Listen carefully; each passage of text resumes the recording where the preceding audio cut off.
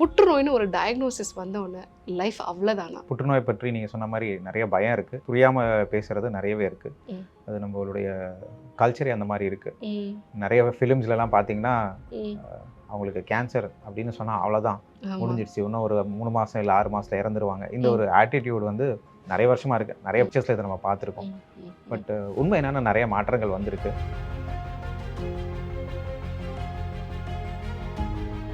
இந்த மாதிரி இந்த ஸ்டேஜஸ் அப்படின்லாம் நம்ம பார்க்கும் பொழுது சில பேர் வந்து என்னென்னா, டாக்டர் இதுக்கு சர்ஜரி மட்டும் போதுமா, சர்ஜரி பண்ணாலே நான் வந்து சரியாயிடுவேனா, இல்லை நிறைய பேரோட ஒரு இது என்னென்னா ஸ்டேஜ் 2, 3 அப்படிலாம் வரும் பொழுது நான் சர்ஜரி பண்ணிட்டேன், இதுக்கப்புறம் எனக்கு எந்த ப்ராப்ளம் வராது, இப்படி ஒரு மனநிலையும் வந்து இருக்குது. நிறைய மனநிலை இருக்குங்க. நீங்கள் சொல்கிறது சில பேர் வந்து சர்ஜரி மட்டும் போதுமான்னு கேட்குறவங்க இருக்காங்க. சில பேர் வந்து சர்ஜரி இல்லாமல் வெறும் ஊசி மட்டும் போட்டு முடியுமான்னு கேட்குறாங்க.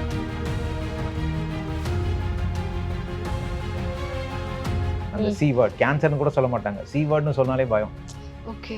என் முன்னாடிங்க கேன்சர்னு நான் சொன்ன உடனே பேஷண்ட் நடுங்கிறத நான் பார்த்துருக்கேன்.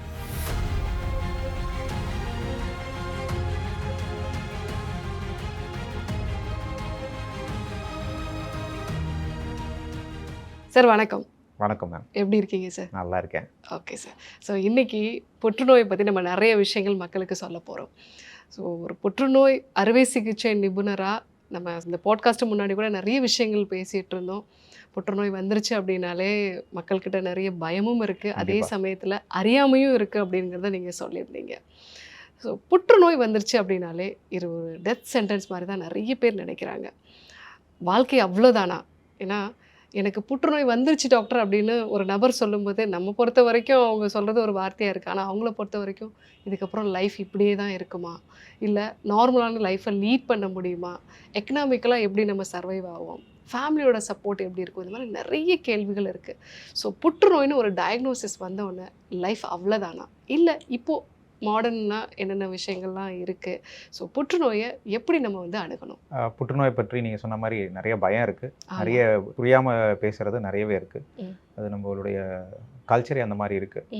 நிறைய ஃபிலிம்ஸ்லலாம் பார்த்தீங்கன்னா அவங்களுக்கு கேன்சர் அப்படின்னு சொன்னால் அவ்வளோதான், முடிஞ்சிடுச்சு, இன்னும் ஒரு 3 மாதம் இல்லை 6 மாதத்தில் இறந்துருவாங்க. இந்த ஒரு ஆட்டிடியூட் வந்து நிறைய வருஷமாக இருக்குது. நிறைய பிக்சர்ஸில் இதை நம்ம பார்த்துருக்கோம். பட் உண்மை என்னென்னா நிறைய மாற்றங்கள் வந்திருக்கு.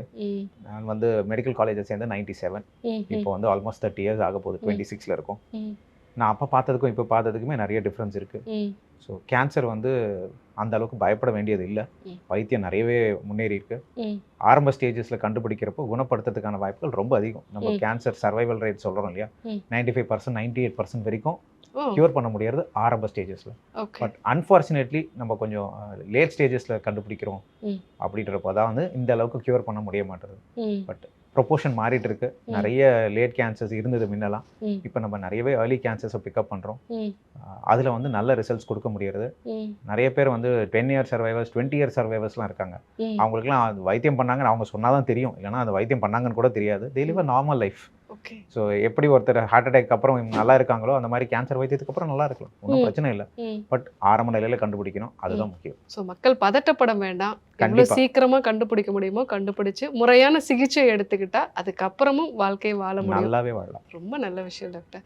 ஸோ நிறைய புற்றுநோய் அப்படின்னு சொல்லும் பொழுதே லேட்டாக வந்துட்டாங்க, இவங்களை என்னால் காப்பாற்ற முடியல, ஸோ இந்த பேஷண்ட் கொஞ்சம் சீக்கிரம் வந்திருக்கலாமே, ஸோ இந்த மாதிரி நீங்கள் ரொம்ப கவலைப்பட்ட சில விஷயங்கள், இல்லை ஃபஸ்ட் டைம் நான் வந்து ஒரு கேன்சர் பேஷண்ட்டை பார்க்கும் பொழுதோ, இல்லை அந்த சில சமயங்களில் அந்த நபர் அந்த லைஃப்பை வந்து தொலைச்சிடுவாங்க, அந்த சமயங்களில் நீங்கள் எப்படியெல்லாம் ஃபீல் பண்ணியிருப்பீங்க? ஒரு பர்சனல் லெவல் ஃபீலிங் வந்து கண்டிப்பாக இருக்கும். என்னதான் நம்ம வந்து ஒரு ப்ரொஃபஷனாக இருந்தாலும் நமக்கு சொல்லப்படுற விஷயம் ஒரு டிட்டாச்ட் அட்டாச்மெண்ட் இருக்கணும்னு சொல்லுவோம்.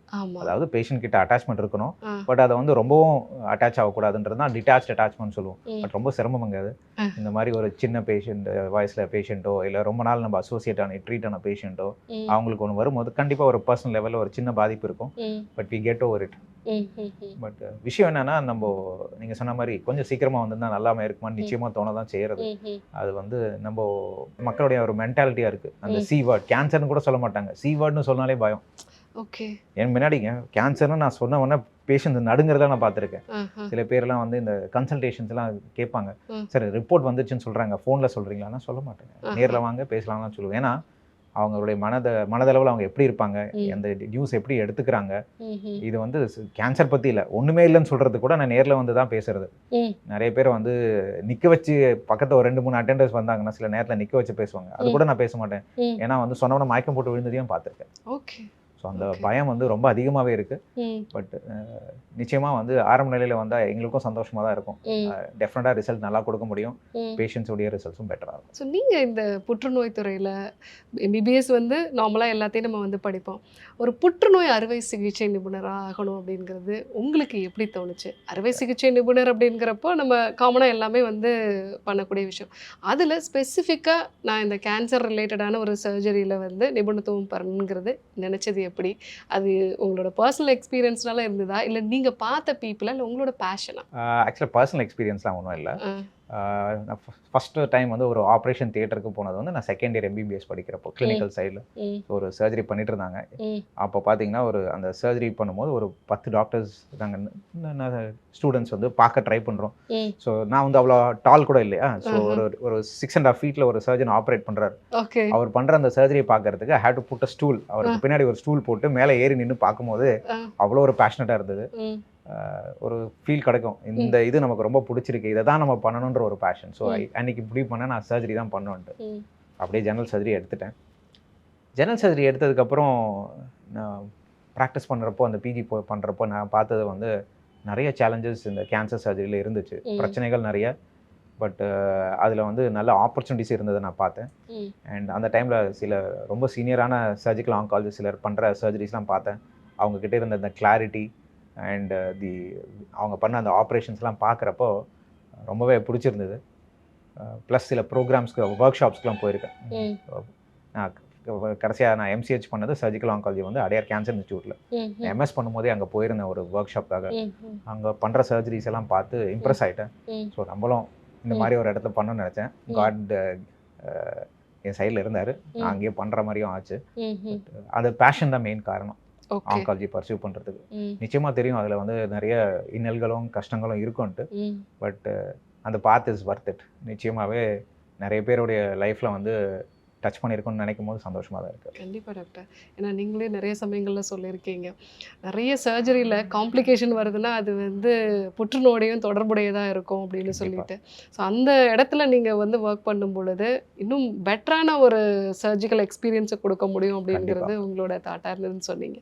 ரொம்பவே சந்தோஷம் டாக்டர். ஸோ ஒரு சில சமயங்களில் நம்மளோட பர்சனல் லைஃபு அப்படிங்கிறது இந்த கேன்சர் நான் வந்து ரெகுலராக பீப்புளை பார்த்துக்கிட்டு இருக்கேன், இதனால் நான் இந்த விஷயங்களெல்லாம் வந்து அவாய்ட் பண்ணிவிடுவேன், இந்த விஷயங்கள்லாம் நான் வந்து டெய்லி லைஃப்பில் நான் இன்க்ளூட் பண்ணிக்கிறேன் அப்படின்னா, ஸோ ஆஸ் அ ஒரு ஆன்கோ சர்ஜனாக நீங்கள் என்னென்ன விஷயங்கள்லாம் உங்களோட டே டு டே லைஃப்பில் இன்க்ளூட் பண்ணிப்பீங்க? ஜென்ரலாக நம்ம ப்ராக்டிஸ் வாட் யூ ப்ரீச்னு சொல்லுவோம். நம்ம மற்றவங்களுக்கு சொல்கிறத நம்ம முதல்ல செய்யணுன்ட்டு. ஸோ இப்போ நான் என் பேஷண்ட்ஸ்க்கு நான் சொல்கிறேன், நீங்கள் வந்து ஃபிசிக்கல் ஆக்டிவிட்டி ஒரு 20 minutes டே மினிமம் பண்ணணும். நீங்கள் வந்து நிறைய ப்ரோட்டீன்ஸ் எடுத்துக்கணும், கார்போஹைட்ரேட் இன்டேக் குறைச்சிக்கணும், ஃபிசிக்கல் ஆக்டிவிட்டி இன்க்ரீஸ் பண்ணணும், வெயிட்டு குறைக்கணும் அப்படின்னு நான் சொல்கிறேன். ஸோ இதை முதல்ல நம்ம செய்கிறோமா அப்படின்னு நான் ஒரு சமயத்தில் யோசித்தேன். சீரியஸாகவே செய்ய ஆரம்பித்தேன். ஸ்லோவாக என்னுடைய ஃபேமிலிலையும் இம்ப்ளிமெண்ட் பண்ண ஆரம்பித்தேன். அண்டு இப்போ நம்ம சொல்கிறோம் இல்லையா, அந்த ஆனுவல் செக்அப்ஸில் அதெல்லாம் சொல்கிறோம், மேமோகிராமில் விமென்க்கு சொல்கிறோம். மற்றது நம்ம ஃபேமிலியில் இருக்கவங்களுக்கு முதல்ல பண்ணாங்களான்னு என்ஷூர் பண்ணுறது முக்கியம். ஸோ அதை வந்து கண்டிப்பாக பண்ண சொல்கிறது. ஸோ அப்படி தான் நான் பண்ணி பார்த்துட்ருக்கேன். எது நான் மற்றவங்களுக்கு பண்ணக்கூடாதுன்னு சொல்கிறேனோ அதை முதல்ல நான் பண்ணக்கூடாதுன்றதையும் கண்டிப்பாக பார்க்குறேன். ஓகே ஓகே ஓகே ரொம்ப ரொம்ப சந்தோஷம் டாக்டர். இப்போது கேன்சரை பற்றி பயம் இல்லைங்கிறத முதல்ல நம்ம சொல்லிட்டோம்.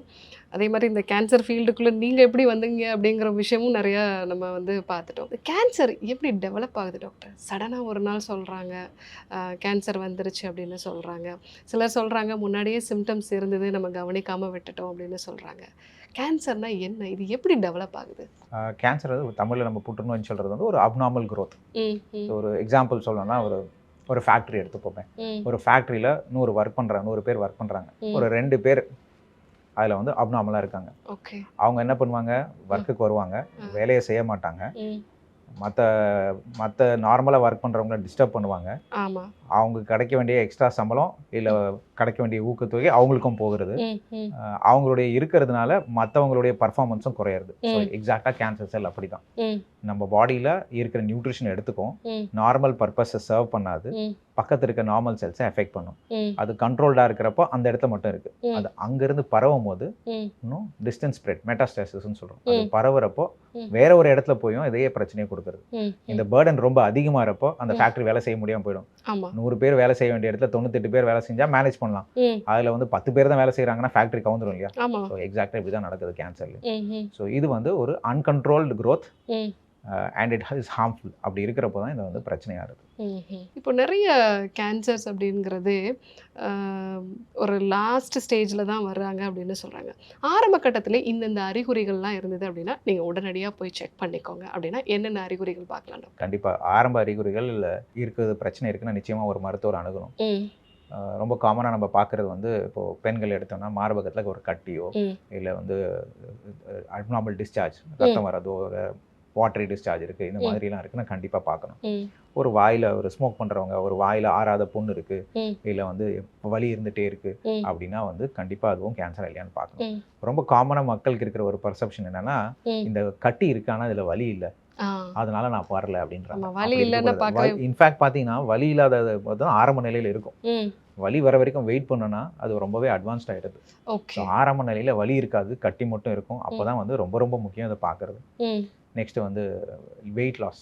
நம்ம வந்து சிக்னிஃபிகண்ட் வெயிட் லாஸ்ன்னு எப்போ சொல்லுவோம்னா 10% பாடி வெயிட். ஒரு 70 கிலோ இருக்கவங்க ஒரு 3 மாதம் இல்லை 2 மாதத்துக்குள்ள எந்த ஒரு எஃபோர்ட் எடுக்காமல் நார்மலாக சாப்பிட்றாங்க, ஆனால் வந்து ஒரு 7 கிலோ குறையிறாங்க. 10% பாடி வெயிட் குறையுது.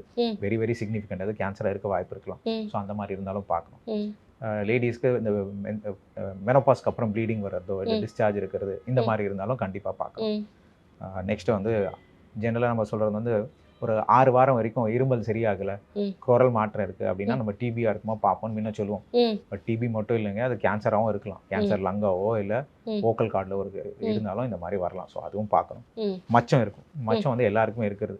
பட் திடீர்னு வந்து நிறைய மச்சம் வருது, இல்லை ஏற்கனவே இருக்கிற மச்சத்தில் மாற்றங்கள் வருது, அதுலேருந்து ரத்தப்போக்கு இருக்குது, ரொம்ப இச்சிங் இருக்குது, இல்லை அந்த டாப்போடைய மச்சத்துடைய டாப் வந்து க்ரஸ்ட்னு சொல்லுவோம், அந்த க்ரஸ்ட் வந்துடுது, அந்த மாதிரி இருந்தாலும் அது கேன்சராக இருக்கலாம். ஸோ இந்த மாதிரி பிரச்சனைகள்லாம் இருக்குன்னா நிச்சயமாக வந்து இதெல்லாம் ஆரம்ப அறிகுறிகள். நேச்சர் நம்ம கொடுக்குற ஒரு டைம், அந்த டைமில் பார்க்குறப்போ ரொம்ப ஏர்லி ஸ்டேஜில் இருக்கும், கண்டுபிடிச்சி வைத்தியம் பண்ணலாம், சீக்கிரமாக குணப்படுத்தலாம், வைத்தியமும் கஷ்டம் இல்லாமல் இருக்கும். இப்போ நீங்கள் சொல்லும் பொழுது இந்த சிம்டம்ஸ்லாம் இருந்தது அப்படின்னா நம்ம டாக்டரை போய் பார்க்கணுன்னு சொல்கிறீங்க. ஆனால் நிறைய பேர் பண்ணுற தப்பு என்னென்னா, ஒரு கட்டி இருந்தது, அது வலி இல்லை, பெருசாச்சு, மாற்றங்களும் வந்தது, ஒரு பயம் இருந்துச்சு டாக்டர்கிட்ட போனால் எங்கே கேன்சர்னு சொல்லிடுவாங்களோ, இந்த ஒரு பயம் அப்படிங்கிறது நிறைய பேருக்கு இருக்குது. இதனாலே டாக்டர்கிட்ட லாஸ்ட்டாக வரக்கூடிய நபர்களும் வந்து நம்ம பார்க்குறோம். இந்த மாதிரி லேட்டாக வர்றதுனால என்னென்ன விஷயங்கள்லாம் அவங்களுக்கு கிடைக்காம போகுது, இதெல்லாம் வந்து அவங்க ரெக்கவரி பண்ண முடியாத ஒரு சூழ்நிலைக்கு வந்து போயிடுறாங்க. நீங்கள் அப்படி பார்த்த சில நபர்கள் இருந்தால் சார்? நிறையங்க, ப்ராக்டிஸில் நிறைய இந்த மாதிரி பார்க்குறோம்.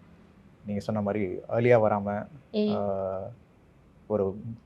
ஒரு மார்பக புற்றுநோய் இருக்க ஒரு லேடிங்க, ஒரு 2 வருஷமா அவங்களுக்கு அந்த கட்டி இருக்கு, ஆனால் வலி இல்லையா, ஒன்றும் வைத்தியம் பண்ணிக்கல. பட் எதனால இப்போ வந்திருப்பாங்கன்னு நினைக்கிறீங்க தெரியுமா?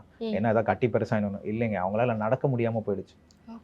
அது என்ன ஆச்சுன்னா அவங்களுக்கு வந்து முதுகு தண்டுன்னு சொல்கிறோம் இல்லையா, ஸ்பைனில் ஒரு மெட்டாஸ்டாசிஸ், அங்கே வரைக்கும் நோய் பரவி அங்கே இருக்க நரம்பை பாதிச்சு அவங்களால நடக்க முடியாமல் போன அப்புறம் வராங்க. ஸோ அந்த மாதிரி ஒரு ஸ்டேஜில் வரப்போ நம்ம குணப்படுத்துறது கஷ்டமாயிடுது.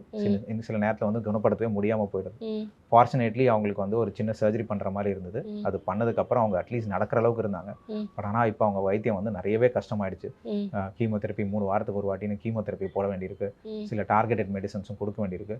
So she is on the course of recovery. But டெஃபினட்டாக அவங்க வந்து அந்த 2 சென்டிமீட்டர் ஒரு 3 சென்டிமீட்டர் கட்டியோட வந்திருந்தாங்கன்னா நிச்சயமாக குணப்படுத்த முடியுமேன்றது நான் மட்டும் இல்லை, அவங்கள பார்த்தவங்க எல்லாமே சொல்லுவாங்க. She is only 45 years, young lady.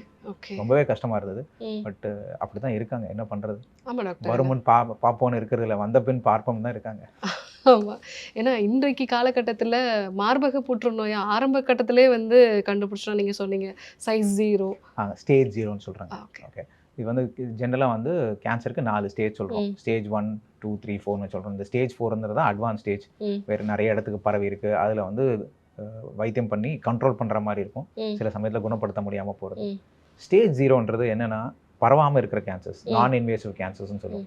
அது வந்து ஜென்ரலாக வேறு எங்கேயும் பரவாது. ம். அந்த மாதிரி கேன்சர்ஸ்க்கு கீமோதெரப்பியோ இல்லை ரேடியேஷனோ கூட நிறைய தடவை தேவைப்படாது. ம். ஸோ அந்த மாதிரி ஸ்டேஜில் நம்ம கண்டுபிடிக்கிறோம். ஒரு மேமோகிராமில் சில மாற்றங்கள் இருக்குது, அந்த மாதிரி ஒரு கட்டியை நம்ம பார்க்குறோம், கண்ணுக்கே தெரியாதுங்க. மேமோகிராமில் கண்டுபிடிச்சி அதை நம்ம வந்து சர்ஜரி பண்ணி அதை எடுத்துட்டோம்னா வைத்தியம் முடிஞ்சிச்சு. அவங்களுக்கு சில டேப்லெட் சாப்பிட வேண்டியிருக்கும், அவங்க நார்மலாக இருக்கலாம். அவங்களுக்கு ஒரு வைத்தியம் பண்ணாங்கன்னு அவங்க சொன்னால் தான் தெரியும் வேறு யாருக்கா. 100% நார்மலான லைஃப்பை லீட் கண்டிப்பாக. ஸோ அந்த ஸ்டேஜ் 0ல் கண்டுபிடிக்கிறது வந்து நிறைய டியூமர்ஸில் பாசிபிள். அதில் வந்து கண்டிப்பாக பண்ணணும்.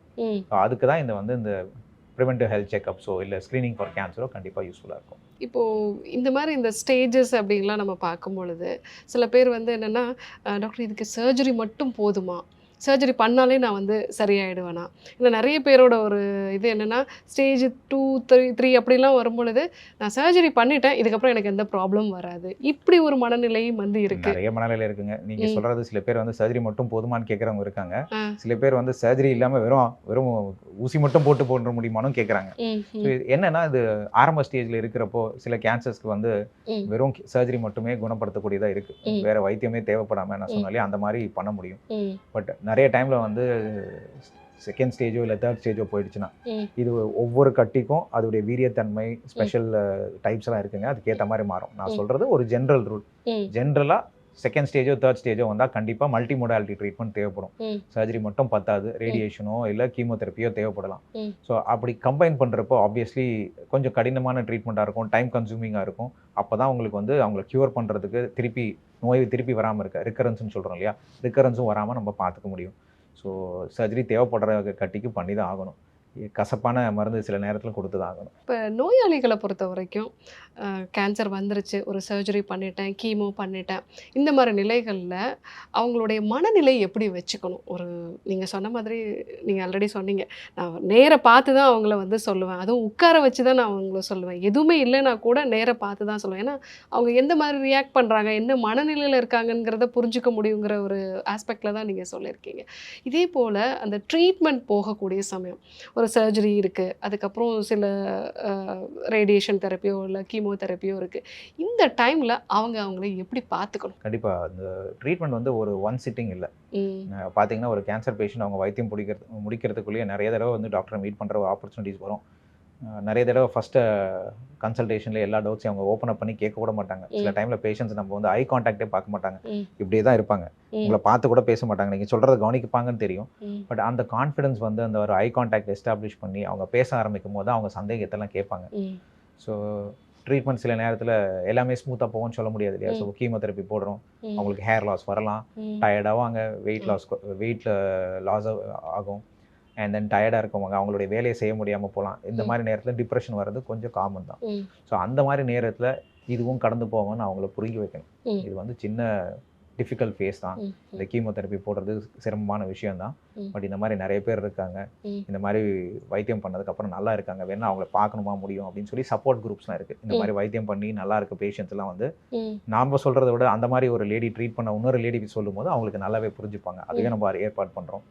ஸோ அதே மாதிரி அந்த ஃபேமிலிக்கும் அதை வந்து புரிஞ்சுக்கணும். ஏன்னா ஒரு நார்மலாக ஒரு அம்மா ஒரு பசங்களை பார்த்துக்கிட்டு ஹஸ்பண்டையும் பார்த்துக்கிட்டு அவங்க ஆக்டிவாக இருக்கிற ஒரு லேடி சடனாக ஒரு ட்ரீட்மெண்ட் வரப்போ லைஃப் அவங்க ஃபேமிலியிலே வந்து தலைக்கீழ மாறுவாங்க. ஸோ அப்படி இருக்கிறப்ப அந்த டைம் அந்த ஃபியூ மந்த்ஸ்க்கு வந்து அந்த support, emotional support and social support வந்து கண்டிப்பாக தேவைப்படுறது. அந்த ட்ரீட்மெண்ட் பண்ணுறப்போ அவங்கள கூட இருந்து பார்த்துக்கிறதுக்கு அவங்க ஹஸ்பண்டோ இல்லை கூட ஒரு சிஸ்டர்ஸோ இல்லை மதரோ யாராக இருந்தாங்கன்னா கண்டிப்பாக வந்து டெஃபினட்டாக ரிசல்ட்ஸ் பெட்டராக இருக்கும். முக்கியம் வந்து நதர் வந்து டிரான்ஸ்பரன்சி. அவங்களுக்கு என்ன வைத்தியம் பண்ணுறாங்கன்றது அவங்களுக்கு தெரியணும், மறைச்சி வைத்தியம் பண்ண முடியாது. அவங்க நல்லா புரிஞ்சுக்கிட்டா தான் நல்லா கோஆப்ரேட் பண்ணுவாங்க. இதுவும் ரொம்ப ரொம்ப முக்கியம். அடுத்து வந்து கூட இருக்கவங்களுக்கும் அந்த என்ன பண்ணுறாங்கன்றது தெரிஞ்சதுன்னா என்ன எக்ஸ்பெக்ட் பண்ணலான்றது சொல்லணும். இப்போ இந்த கீமோதெரப்பி போடுறாங்கன்னா அவங்க கீமோதெரப்பி போட்டு வீட்டுக்கு போனோன்னா இன்றைக்கி வந்து ஒரு 4 இட்லி சாப்பிடலையான்னு திட்டக்கூடாது, நிச்சயமாக முடியாதுங்க அவங்களால. ஸோ அந்த மாதிரி நேரத்தில் வந்து அவங்களால குடிக்க முடிஞ்சு ஒரு கிளாஸ் கஞ்சி குடிக்கிறீங்களா குடிங்க, ரெஸ்ட் எடுங்க அப்படின்னு புரிஞ்சுக்கிற அளவுக்கு கூட இருக்கவங்களும் இருக்கணும். ஸோ இந்த புரிதல் இருந்ததுன்னா நிச்சயமாக இந்த கஷ்டமான பகுதியும் நம்ம கடந்து போக முடியும். கண்டிப்பாக நிறைய பேர் இது கடந்தும் வந்திருக்காங்க, நிறைய பேர். ஆமாம், ரொம்ப நல்ல விஷயம். இப்போது இந்த கேன்சர் அப்படின்னு சொல்லும் பொழுது உணவு முறைகள் ரொம்ப முக்கியம். நிறைய சமயங்களில் அவங்க ரெக்கவரி ஆகிறதுக்கும் சரி, திருப்பி வராமல் இருக்கிறதுக்கும் உணவு முறைகளில் கவனமாக இருக்கணும் அப்படிங்கிறத நீங்களும் வந்து அடிக்கடி சொல்லியிருக்கீங்க. என்னென்ன உணவு முறைகள்லாம் அவங்க ஃபாலோ பண்ணணும்? இப்போ கேன்சர்னு சொல்லிட்டாங்க, நான் என்னென்ன உணவு முறைகளை வந்து ஃபாலோ பண்ணணும்? இல்லை நான் சர்ஜரி பண்ணிட்டேன், எனக்கு இப்போ எல்லாமே நார்மல் ஆகிடுச்சு, திருப்பி வராமல் இருக்கிறதுக்கும் நான் எப்படி என்னோடய ஃபுட்டை வந்து பார்த்துக்கணும்? ஓகே. ஸோ இது வந்து உணவு முறைன்னு வந்து கேன்சருக்குன்னு தனி உணவு முறைன்னு கிடையாதுங்க. It's just a healthy diet. எப்படி நார்மலாக இருக்கணுமோ அது வந்து கேன்சரையும் தடுக்கக்கூடிய டயட்டாக தான் இருக்கும். ஸோ உடல் பருமானம், நம்ம பாடி வெயிட் வந்து சீரான நிலையில் இருக்கணும். ரொம்ப அதிகமாகுது, இப்போ வைத்தியம் முடித்த உடனே திடீர்னு பாடி வெயிட் ரொம்ப அதிகமாச்சுன்னா அந்த ஒபிசிட்டி இன்க்ரீஸ் ஆகிறப்ப அதனாலேயே நோய் திருப்பி வரதுக்கான தன்மை அதிகமாக இருக்குது. ஸோ கண்டிப்பாக சீரான முறையில் நம்மளுடைய பாடி வெயிட் இருக்கணும். ஸோ அதுக்கு நம்ம என்ன பண்ணணும்? நம்ம வந்து limit what we eat the ரெயின்போன்னு சொல்லுவோம். ரெயின்போ எப்படி இருக்குது, கலர்ஃபுல்லாக இருக்கு இல்லையா? அந்த மாதிரி நம்ம நேச்சுரலாக வரக்கூடிய ஃபுட்ஸை, பச்சை காய்கறிகளோ கலர்ஃபுல் ஃப்ரூட்ஸோ இல்லை வந்து நீங்கள் சாப்பிட்ற உணவு இருக்கணும். நான் வந்து ஆர்டிஃபிஷியல் கலர்டு ஐட்டம்ஸ் பற்றியே பேசலை. இது எல்லாமே இருக்கணும் உங்கள் டேபிளில். ஸோ நீங்கள் சாப்பிட்ற உணவு வந்து 3 பிரிச்சுக்கோங்களேன். ஒரு எக்ஸாம்பிளுக்கு சொல்கிறேன். நீங்கள் சாப்பிட்ற தானியம், அரிசியோ கோதுமையோ இல்லை வந்து ஒரு சப்பாத்தி அது மாதிரி சாப்பிட்றீங்கன்னா 1/3 இருந்தால் போதும். மிச்சம் 1/3 வந்து ஃப்ரெஷ் ஃப்ரூட்ஸ் அண்ட் வெஜிடபிள்ஸ். இப்படி நீங்கள் பிரிச்சிட்டிங்கன்னா ஆட்டோமேட்டிக்காக நீங்கள் ஃப்ரெஷ் ஃப்ரூட்ஸ் அண்ட் வெஜிடபிள்ஸ் இவ்வளோ சாப்பிட்டிங்கன்னா நீங்கள் சாப்பிட்ற கார்போஹைட்ரேட் கண்டென்ட் குவான்டிட்டி கம்மியாகிடும், ப்ரோட்டீன் அதிகமாக இருக்கும். ஸோ ப்ரோட்டீன் வந்து நம்ம வந்து ஒரு 1 கிராம் per kg பாடி வெயிட்னு சொல்கிறோம். ஸோ இப்போ ஒரு ஆவரேஜாக ஒரு 60 kgs இருக்காங்கன்னா 60 கிராம் பாடி வந்து ப்ரோட்டீன் கொடுக்கும். பட் ஆவரேஜாக இந்தியன்ஸ் எவ்வளோ எடுத்துக்கிறாங்க தெரியுமா? 20 கிராம் தான் எடுத்துக்கிறாங்க. அவ்வளோதான். இது வந்து படித்தவங்க படிக்காதவங்கன்ற இதெல்லாம் இல்லாமல் ரொம்பவே கம்மியாக இருக்குது. ஸோ ப்ரோட்டீன் ஓரளவுக்கு நீங்கள் கரெக்டாக எடுக்க ஆரம்பிச்சிங்கன்னா ஆட்டோமேட்டிக்காக நீங்கள் கார்போஹைட்ரேட் சாப்பிட முடியாதுங்க. ஸோ அந்த மாதிரி இருக்கிறப்ப வெயிட்டும் கூடாமல் இருக்கும். நீங்கள் வந்து you will feel full automatically. நீங்கள் வந்து உங்கள் வேலையை செய்ய முடியும். உங்களுடைய பாடி வந்து அந்த கெட்டபாலிசம் போகாமல் பார்த்துக்கலாம்.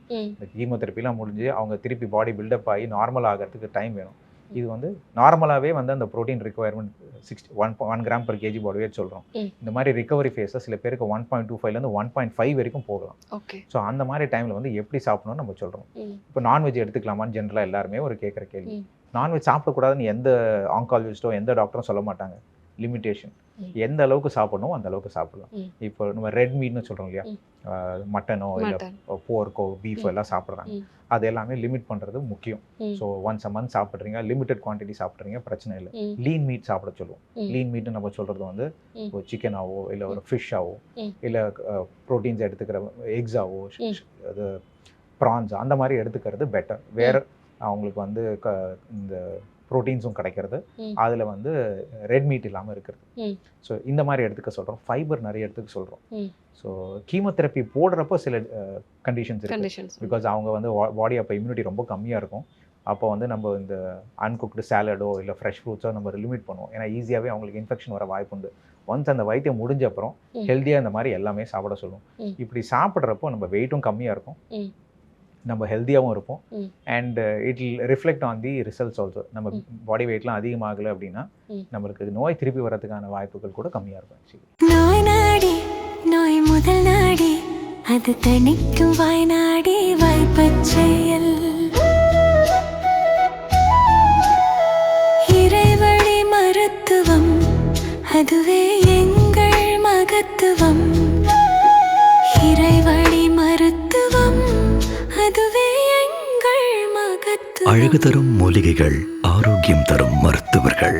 டாக்டர் ஸ்ரீவர்மாஸ் அழகும் ஆரோக்கியமும். ஸ்ரீ வர்மா ஆயுர்வேதா மருத்துவமனையின் வெல்னஸ் குருஜி அவர்களை ஏப்ரல் மாதம் 2ஆம் வாரம் 6ஆம் தேதி திங்கட்கிழமை காலை 7 மணி முதல் இரவு 9 மணி வரை கோடம்பாக்கத்திலும், 7ஆம் தேதி செவ்வாய்க்கிழமை காலை 7 மணி முதல் மதியம் 3 மணி வரை திருவண்ணாமலையிலும், 8ஆம் தேதி புதன்கிழமை காலை 8 மணி முதல் மாலை 5 மணி வரை தஞ்சாவூரிலும், 9ஆம் தேதி வியாழக்கிழமை காலை 7 மணி முதல் மாலை 4 மணி வரை கும்பகோணத்திலும், 10ஆம் தேதி வெள்ளிக்கிழமை காலை 7 மணி முதல் மாலை 4 மணி வரை சிதம்பரத்திலும், 11ஆம் தேதி சனிக்கிழமை காலை 6 மணி முதல் மாலை 6 மணி வரை பாண்டிச்சேரியிலும், 12ஆம் தேதி ஞாயிற்றுக்கிழமை காலை 7 மணி முதல் இரவு 9 மணி வரை கோடம்பாக்கத்திலும் சந்தித்து ஆச்சாரியா டாக்டர் ஸ்ரீவர்மா அவர்களிடமும் வெல்னஸ் குருஜி அவர்களிடமும் நேரடியாக பயிற்சியும் ஆசியும் பெற்ற doctor Hemala Tiruvallur, doctor Anish Fathima Ambattur, doctor Surya Kodambakkam, doctor Jeyarooba Manapakkam, doctor Radha Velachery, doctor Jayakanthan Pondicherry, doctor Pooja Tiruvannamalai, doctor Saraswathi Salem, doctor Suryabharathi Trichy, doctor Abirami Thanjavur, doctor Abina Mubisha Madurai, doctor Jebashin Nagercoil, doctor Malathi Coimbatore, doctor Sonali Hosur, doctor Guna Apsara Bangalore, doctor Navneet Hyderabad, doctor Siddhanath Mumbai. பட்டப்படிப்பு மற்றும் பட்ட மேற்படிப்பு முடித்த மருத்துவர்களை சந்தித்து சிகிச்சை பெறலாம். முதுகுவலியா மூட்டு வலியா கை கால் நீட்ட மடக்க இயலாமையா அறுவை சிகிச்சை இல்லா குணம் ஆயுட்கால நிவாரணம் டாக்டர் ஸ்ரீவர்மா PCR மகாராஜா தைலம் அனைத்து மருந்து கடைகளிலும் கிடைக்கும். அனைத்து நோய்களுக்குமான குணம் ஆரோக்கியம் தரும் மருத்துவர்கள் doctor Srivarma's. Doctor Srivarma's Vajicare. His wellness for her happiness.